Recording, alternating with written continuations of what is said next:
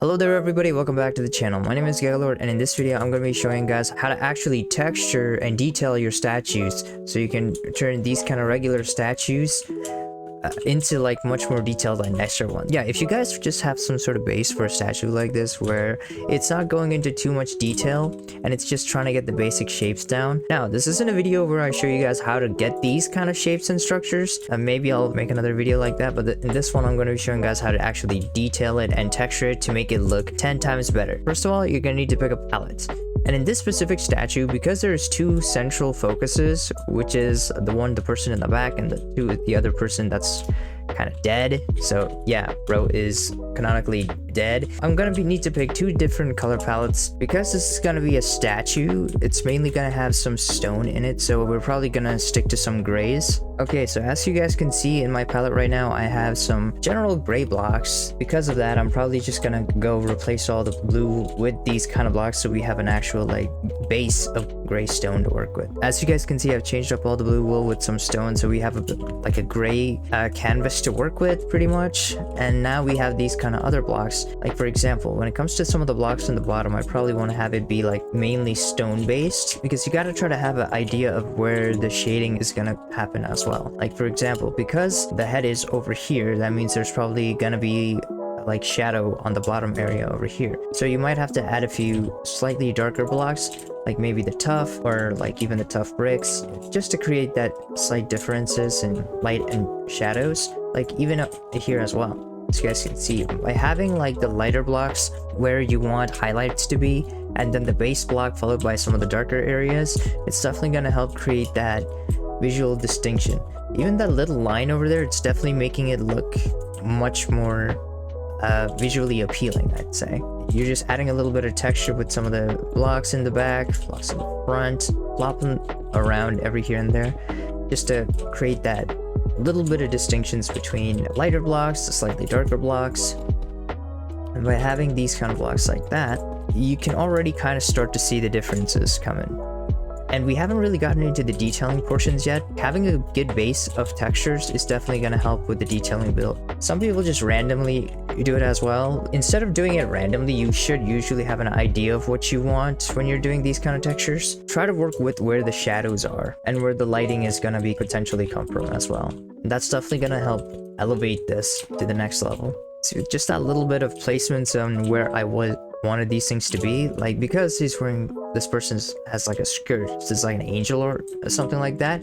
I tried creating this little flows that are supposed to go, and because you can't really add folds unfortunately, so I ended up making these lines going this way, so it looks like the statue actually has like more depth than it actually does. Now for the second part, and that's going to be shaping and detailing. So shaping and detailing, and we already have the basic shapes down, but we need to like accentuate it a bit more, and that's when we're going to be using some slabs, stairs, and walls. These three will be your best friend when it comes to actually shaping different parts to make them look less blocky and more realistic-ish. And a little example would be the waist area over here. You kind of create that V shape, you see? Yeah, once you add these kind of like little small details, you can kind of see the structure starts to flow a little bit better. Having a few stairs just to block off the space so it's not too jaggedy, it creates that flow. And that flow is kind of what you need to use to pretty much sculpt this entire thing into being more smoother. And once you have that out of the way, then your statue is pretty much complete. Then it's up to you. You see, by just adding those blocks over there to create that little bit of depth, so it's no longer just a singular block like this, but just putting that there, it just creates that extra shading and stuff, which makes it look like there's like more to it.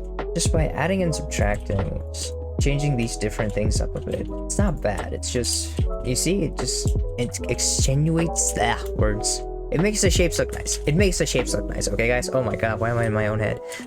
You want it to look smoother and not all blocky.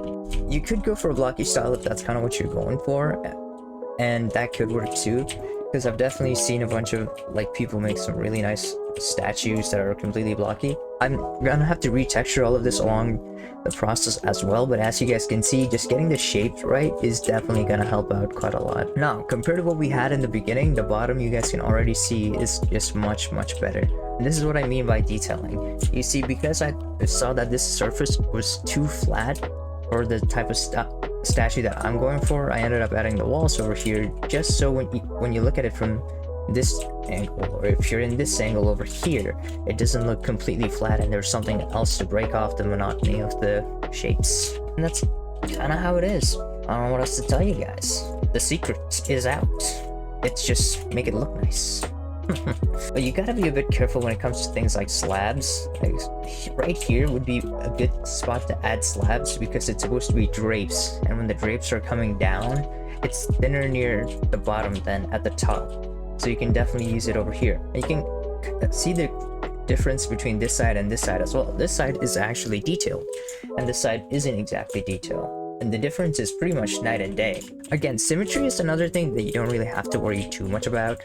I wouldn't really worry about it either, because most things, when it comes to statues, symmetry is fine, but you don't really necessarily need it. And for the second one, I was thinking something a bit more colder, aka darker, so you can kind of see the difference. You can clearly see the distinction between the two.